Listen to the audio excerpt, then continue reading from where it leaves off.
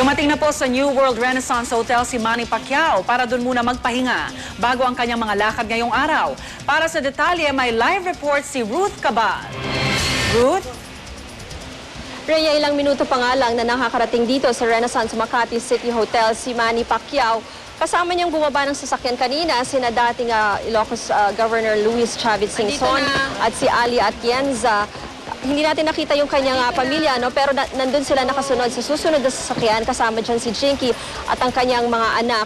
Pagdating dito ay sinalubong si Pacquiao ng ilang opisyal ng nitong ang hotel at nilagyan nga siya ng sampagita. Walang masyadong mga fans na sumalubong dito kay Manny, maliban na lang dun sa ilang turista na nakasabay niya dito, yung mga nakatira dito sa hotel na nagpa-picture sa kanya.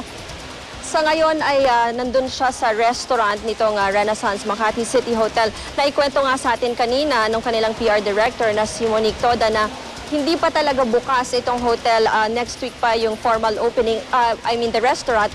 Next week pa yung formal opening nito. Pero para lang dito sa grupo ni Pacquiao ay dito na muna siya mag-breakfast.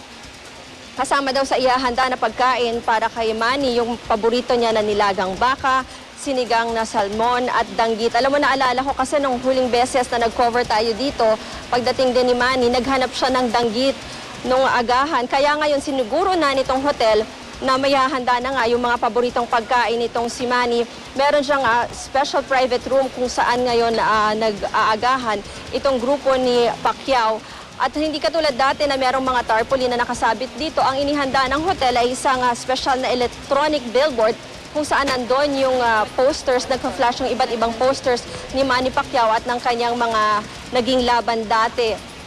Habang hindi pa umuwi sa General Santos City, dito muna mananatili si Manny. 2 gabi daw nakabook dito sa hotel si Manny Pacquiao at sa mga oras na ito nandyan siya sa loob ng restaurant at nagbe-breakfast pa. Rhea?